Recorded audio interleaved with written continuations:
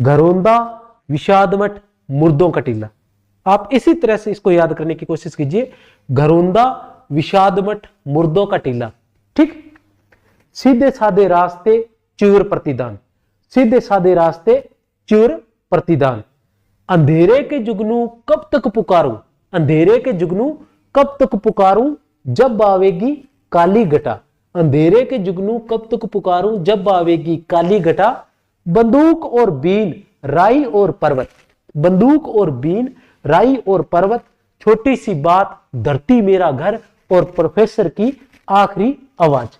ये थे सन वाले, जो 15 है, जिनके सन हमें ध्यान है। इनके सनों को अलग से याद किया जाए, कैसे?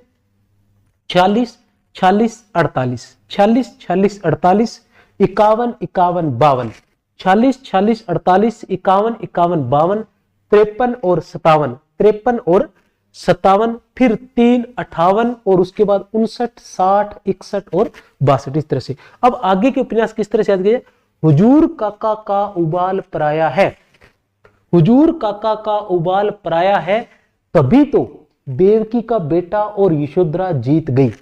हुजूर काका का उबाल पराया है, तभी तो देवकी का बेटा और यशोधरा जीत गई।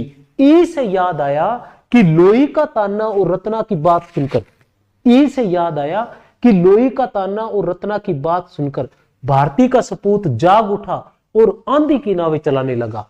आंधी से याद आया कि अंधेरे की भूख बोलते खंडहर को है। आंधी से याद आया कि अंधेरे की भूख बोलते खंडहर को है। खंडहर से याद आया कि पक्षी और आकाश, बोने और घायल फूल, पक्षी और आकाश, बोने और घायल फूल लखीमा की आंखें देखकर धूनी के धुएं के समान हो गए। धुएं से याद आया कि पथ का पाप और मेरी बौ बाधा हरो, पथ का पाप और मेरी बौ बाधा हरो, पथ का पाप और मेरी बौ बाधा हरो।